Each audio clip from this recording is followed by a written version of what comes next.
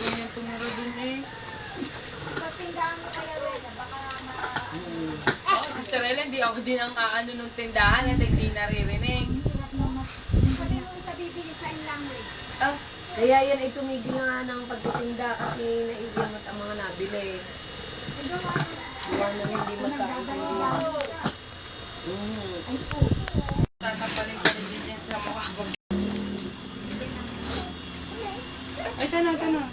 Papainamin kitang gawa. Eh di niya ganyan din yan. Lagi naka-higa.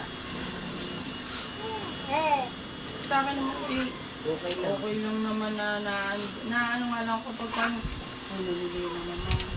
Ay, natatakot din ako, mamay eh. Kami ni Julian eh, nagpapatulugan din sa ikaso eh. Sabi ko, dun na siya sa baba. Ayun nga ang ayaw niya doon. Kasi malayo daw kayo sa kanya. Ay di, Saka naman, tabi-tabi kami. sabi ko naman, eh dito na nga siya matulog dyan. Kila Susan. Di sa araw ay udi. Pag ganyan-ganyan siya.